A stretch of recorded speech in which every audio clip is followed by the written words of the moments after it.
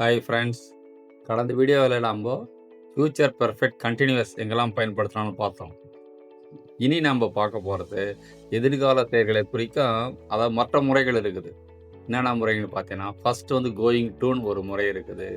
Fever plus இன்ஃபினிட்டிவ்னு ஒரு முறை. மற்றொரு முறை வந்து fever plus about plus infinitive.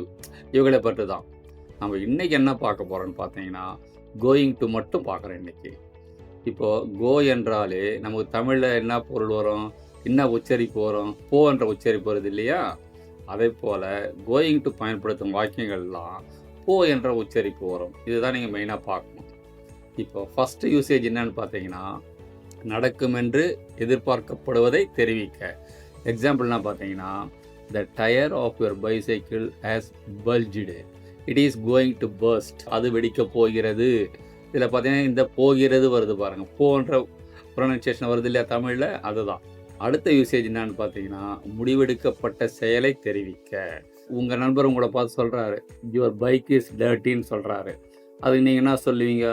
I am going to clean it சொல்லலாம். அப்படின்னா என்னன்னா, I have decided to clean it, நான் சுத்தம் செய்ய முடிவெடுத்து விட்டேன். இந்த மாதிரி சீக்வன்ஸில் கோயிங் டு யூஸ் பண்ணலாம்.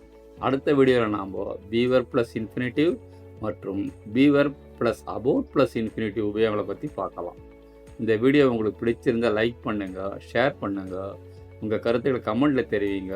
மேலும் சில வீடியோக்களை பெற சப்ஸ்கிரைப் பண்ணுங்கள்.